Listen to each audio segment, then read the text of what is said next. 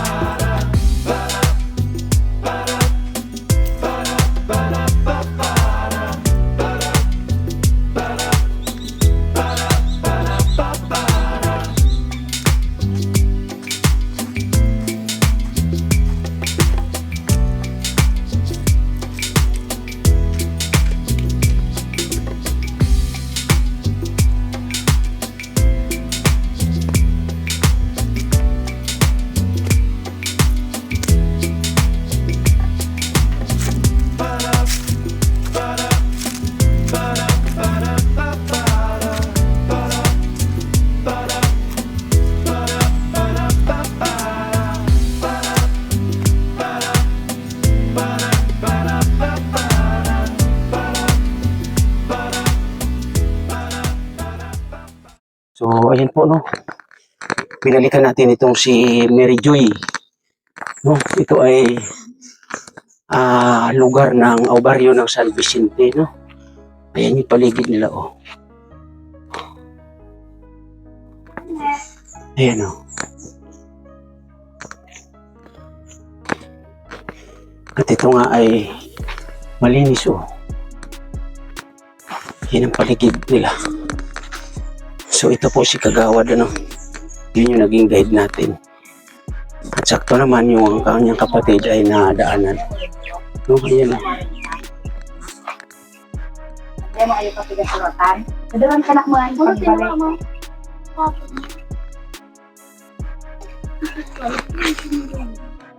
Kumain na ba si ate? Kumain na siya. Pakitan.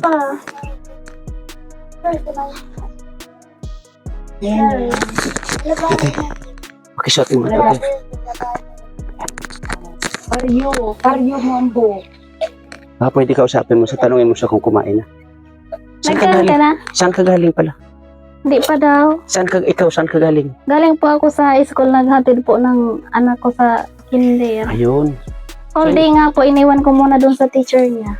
Para dito kay Ate Mary Jo. Opo. So, dito sa bahay na to, dahil doon sa unang pag-usap natin, ito ay inyo talaga. Opo. Kumbaga sa magulang. Opo. So sa ngayon, yung inyong mga magulang, Wala na po sila. lahat na sila. Opo. So, itong bahay na to, para kanino na to? Sa kapatid ko pong wala pa asawa. Sa inyong magkakapatid, ilan pa ang walang asawa? 3 kaming may asawa, tapos 3 wala pa. Ah, okay. So ito si Mary Joy, pang ilan to sa magkapatid niyo? Pang 5 po. Panlima, okay. So yun po ng mga kalingap, mga kababayan, si Ate Mary Joy. Ilan taon na nga pala siya? 28 po. 28 ka na. 28. Ano daw? Ano sabi niya? 28 ka na? Ama. 1996. 1996. So ano ngayon? 2025. 2025. 96. Ate, 1996, 28. Ang edad.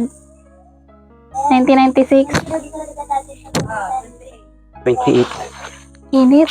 Pwede 28 yan. Ano yun natin? Baka sakali mapaamo natin. Ate, ilan taon ka na, ate? Ha? Ilan taon ka na? Hindi, mic lang naman to. Ilan taon ka na? Naku, alis siya. So ano yung sabi niya kanina? Hindi pa siya kumakain. Hindi pa daw po. Naku, kawawa naman.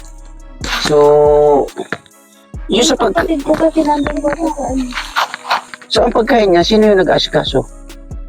Ngayong may nag-atid ako ng ano, yung kapatid kong bunso. Ang nag-aasikaso. Opo. So, baka pwede ate ano muna para makakain si Ate Mary Joy, ano? Baka pwede kung matanong yung kapatid mo. Malayo ba dito? Baka po, doon sa may okasyon, may papasyon po. Yung pabasa. Oh. So, paano yung pagkain niya? Kukunin ko muna, kukuhanan ko po muna. Oh, sige, hintay ka lang namin dito, ha? Yan. Sana makausap natin to si Ate Mary Joy, mga kalingap, mga kaibigan, kasi kawawa yung kanyang sitwasyon, ano? O, nagugutom na daw siya. Nagutom ka na? Ay, hindi pa.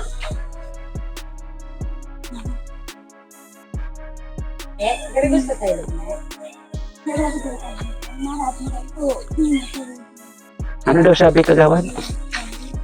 Tarigos ka sa ilog. Niya mo gunting ang tangbok mo. Arag sa itong kabagbaga ni ate mo. Gayon ang baga pagdili nun.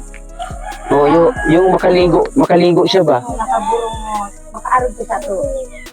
Marig mo, rigos ka. May tapos mo burong mo. Oo. Tapos magpapaganda ka. Ni ate mo, maya mo naraglag ka. Ay, hindi. Dahil mo. Maputi. Ito baga maputi man. Dahil mo si ate Bijen. Dahil mo na sa ate Bijen. Dahil na baga ng bok ni ate Bijen, maya mo manaraglag ka. Tumalta ka. Abat ipagagunting siya, nagagunting siya mo. Magayon ang bago pag naging. Magayon ang bago pag naging tingan. Pero ala ba? Ano na din eh? Kaya dyan, nagulubot ka dyan. Yan, ano natin. Kita. Baka sakali mapaamo natin kagawad, ano? Kasi yun ang pinaka-importante dito, yung mapaamo natin siya. Dati po, nagsisimba din po yan doon sa kapilya. Ay, ganon? Simba pa po yan. Oo. Ilang taon na po. Hindi na po siya hindi na nagsisimba.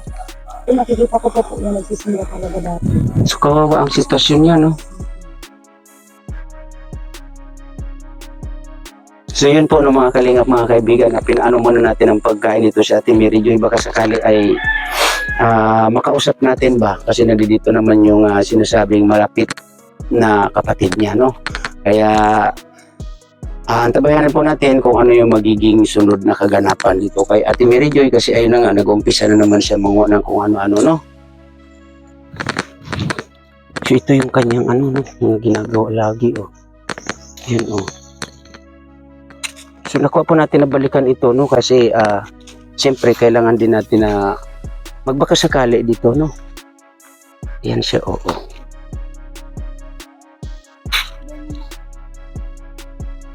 Oh. Ano gusto mo pagkain? Anong gusto mo pagkain? Ako, dati. Ano yung gusto mong pagkain ate? Ate, ano yung gusto mong pagkain? Ano gusto mo pagkain? Yung mga prutas na. Apple, gusto mo apple, manzana? Yan, buga to. Mm-mm. Ha? Hindi ka tamo silbot ka dyan. Oh, yung ano ba yun? Yung ubas. Ubas. Oh, matini ka dyan. Gusto mong, Pinapay, fried chicken, gusto mo? oo. O Jollibee. Gusto mong mamasyal tayo? Ha? Sama si ate Mary Joy. Yun siya, no? Mga kalingap, mga kaibigan, no?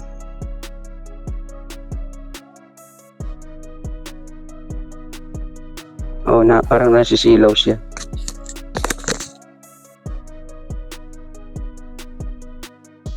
Gusto mo mag-ibabimbe sa sa baryo? Dali na ito na si ate. Oh, kain daw. Dali na ito na sa pagkain mo. Nandito na yung pagkain mo, dali. Dali na. Dali na. Ito na Oh, kain ka muna. Dali na. Kain ka muna, dali. O, ito na.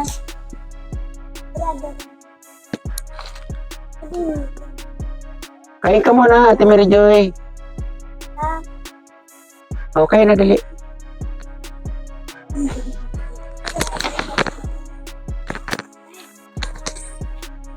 Kain ka muna, dali. Nahiya siguro, ate. Nahiya siguro.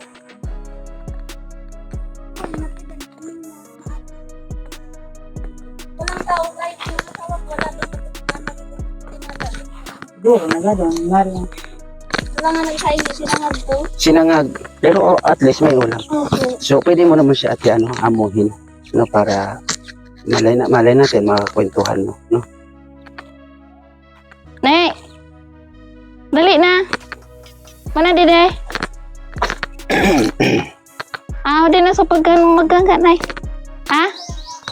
Ha? Sulin mo to okay na din Ninoy. Dali na, doon pa kami dito. Okay, Iron. Pero yung sa pagkain niya, ate, okay naman siya. Okay naman po siya. So, sa palagay nyo, ito siya naliligo naman. Hindi po. Ayaw niya maligo. Sa ulan lang naliligo. Sa ulan lang siya Opo. naliligo. So, yun nga, yung bahay na yan ay siya lang talaga ang natutulog dyan mag-isa. Opo. Oh, sa inyo, para sa inyo, hindi ba kayo nag-iisip na, kasi yun nga, siya lang mag-isa dyan.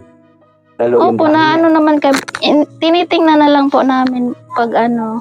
Pero yung bahay ninyo, gaano kalayo sa bahay na to na tinitirahin? Malapit lang naman po yung bahay ko. Doon lang po sa unahan. Ah, okay. Tapos ito po, bahay din ng kuya ko. Ah, yun dyan, yung Opo. bahay na yan dyan. Ah, okay, okay. So, kain ka Ano? muna. Kain ka muna. Nag-stand up. Iba. Mangunaw ka sa kamot mo. Raman ako. Mangunaw ka sa kamot mo. Ayain mo doon sa kanila. Dali na. Saan? Sige, di naman. Dali na. May pang tinula tayo dito. Oh. Yan o. Ano daw ni ang gusto mo ki sir? Na pagkan. Yan mo muna Dadaran, dito, te, para makapagkwentuhan. dadaran ka daw sa Pakasakali. sunod na pagkadon. Para madala ko pagbalik ko dito. Ah? Gusto mo daw apple? Batag. Ano daw sabi niya? Saging.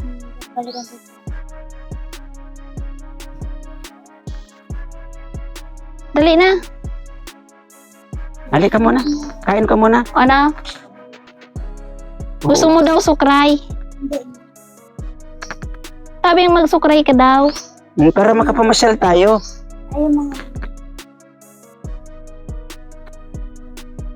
Ang ano kasi dito, ate, yung mapaamo ba siya? Yung makakwentuhan natin ba, no? Yun ang pinaka-importante dito. And then, yung makaligo siya, yung maayusan ba siya? Gusto nga din namin, dati naliligo naman po siya.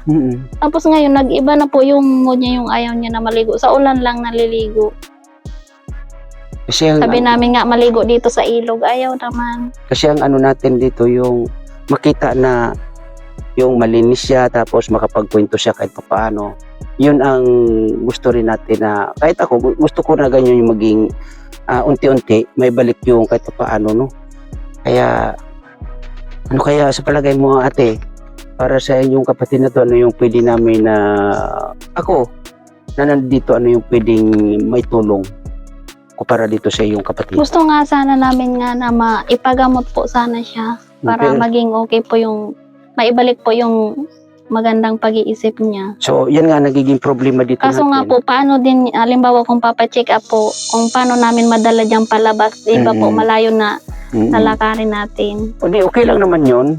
Ang ano sana dito, yung maunti-unti natin na unang-una yung makaligo muna siya, and then makakwentuhan natin ng, kumbaga kahit hindi naman na sakto doon sa ano natin, sa mga tanong natin, at least makakakuha tayo ng konting impormasyon sa kanya kung ano yung gusto niya.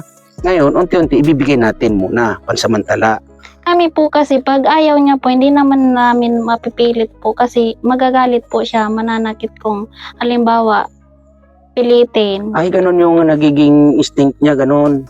Pag pinilit siya, Ayaw niya pinipilit po. so mahirap ano.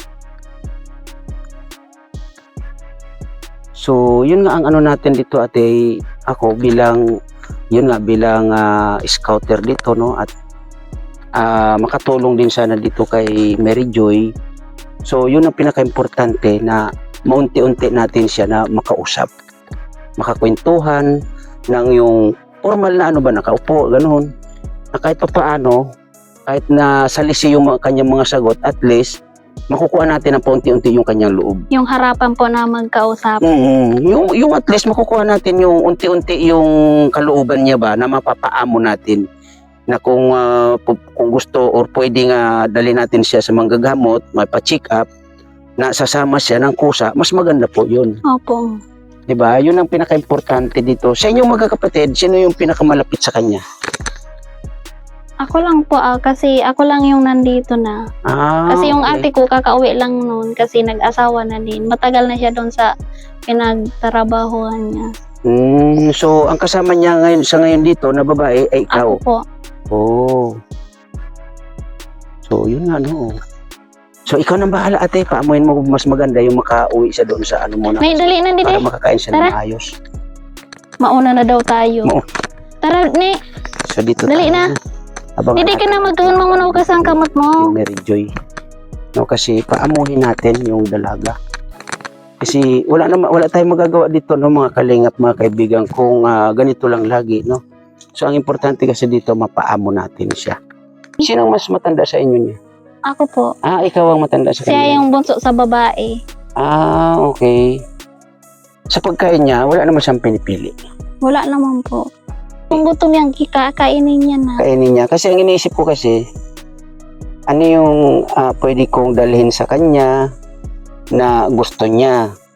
Kaya yun nga, sana yung makakwentuhan natin siya ba ng kahit papaano, di ba? Para Tinanong ko sa biyaya. ayaw nga, di ba? Pero pag hinatidan mo naman, kakainin naman niya. So kasi ang ano ko dito, para sa akin, mas maganda muna sa ngayon ay maasikaso muna siya ng pagkain. Opo. Oo, then malaman din sa kanya kung ano yung gusto niya Pag para wala ako kasi yung kapatid kong bunso, sabi ko kasi pag whole day doon sa school, kami nagbabaon po ng pagkain. Kasi Oo. malayo nga po. Oo nga.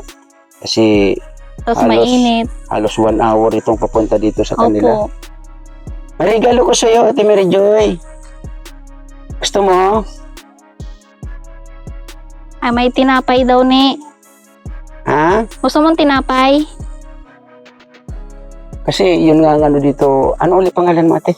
Clarity po. Yun nga nagiging problema dito, Ate Clarify, kasi hindi ko alam kung ano yung pwede kong dalhin dito para sa kanya na pagkain. Kaya isa rin sa gusto ko sana makakuha sa kanya ng impormasyon o sa kanya mismo magagaling kung ano yung paborito niya.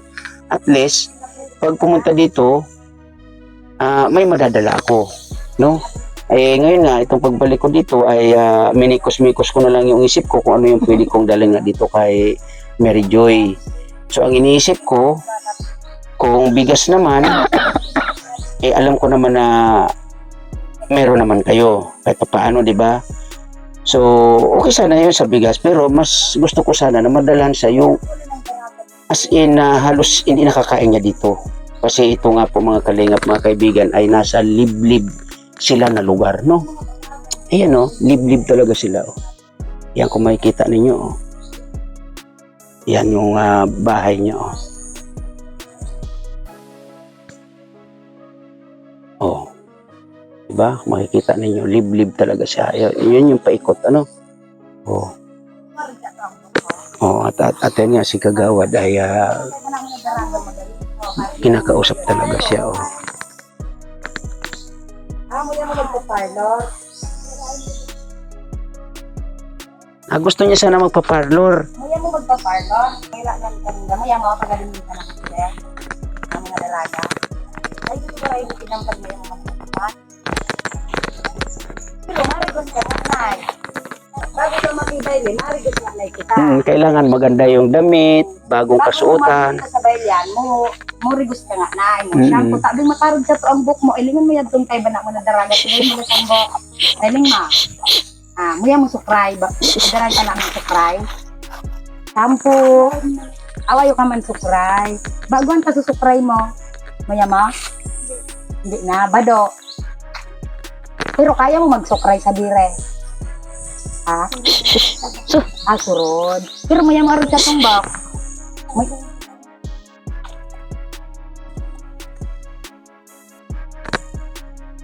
Kagayon baga sa book maarog sa to. Ilingan mo yan itong kay banak mo na daraga. O, napirmi siya nagasukray, tapos nagarigos. Na mo iba kasaman sa baraylan? Ha? Adulun ka na man dide? Ibanan mo atiklak? Ibanan mo pag makibay do si Joy? Iba nang kay ka. Tukad sa baryo? De pag ate clarify, mas okay siguro yung halimbawa, kukumbinsihin mo siya kung saan niya gustong pumunta, then bago pumunta sa mga ganong lugar or kung ano yung gusto niyang puntahan, maligo muna. Dati daw siya nagpaparlor. Siguro. Maya mo ba yung magpaparlor na? Pinariband niya ni ate dati.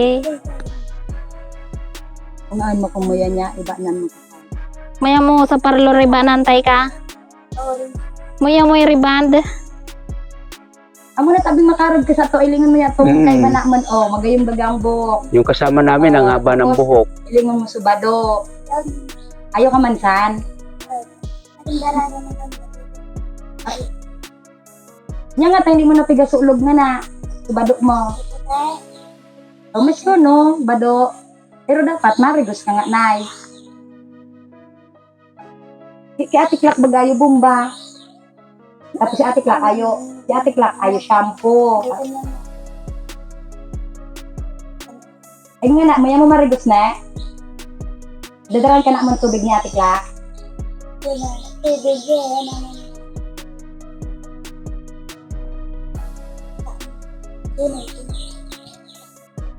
Na.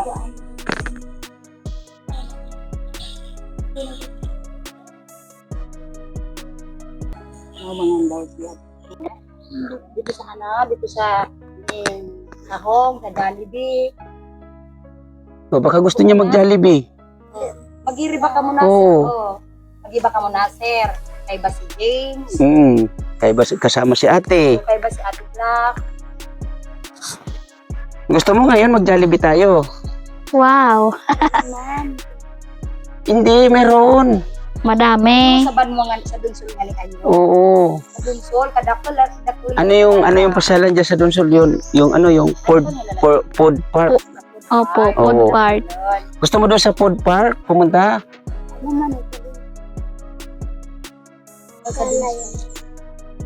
Ayun na ni nga na pagka dito sa Donsol.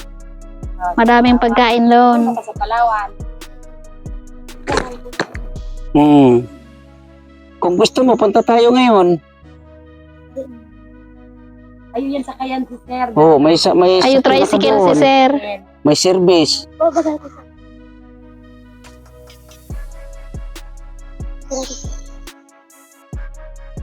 Sino yung pinaka-importante dito ate yung makausap natin siya no na maayos. Kasi meron pala siyang nararamdaman ko na meron siyang gustong puntahan na lugar na siguro ay baka gusto niya ma-relax din yung isip niya. Yung makakita ng siguro Alam mo na.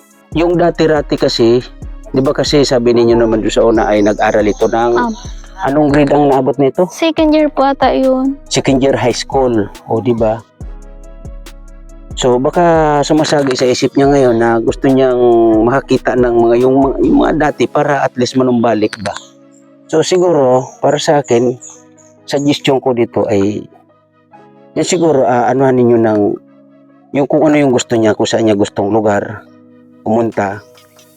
And then kung ano yung gusto niya na pagkain para sabi ko nga at least yun ang madadala natin dito or madadala ko dito pag pumupunta dito. Kasi kung pupunta naman ako dito na wala naman akong alam kung ano yung pwedeng dalhin na yung gusto niya. Kasi siya yung ano natin dito, yung kumbaga ibabalik natin paunti-unti yung nawala sa kanyang ano naisip, no? Sana matulungan nyo rin ako ate, magtulungan tayo para dito kay Ate Mary Joy. Siguro ang pinakaano dito sa ngayon, unang-una yung makumbinsi siya na makaligo and then unti-unti kausapin nyo kung ano yung gusto niya. And then malaman ko rin, makarating din sa akin. Kung halimbawa naman gusto niyang mamasyal. So ako naman, willing naman ako na samahan kayo or i-service kayo. Kung saan niya gusto pumunta. Halimbawa sa bayan, gusto niya pumunta sa bayan. Na gusto niyang kumain dun sa yung sinasabing Jollibee ka mo kung ano. Hindi, meron naman pwedeng kainan dyan na maayos. Pakainin natin siya. Gusto mo na yung madun sa Donsol? Samahan ko ikaw, may tricycle si Sir. May Jollibee nga ni dito.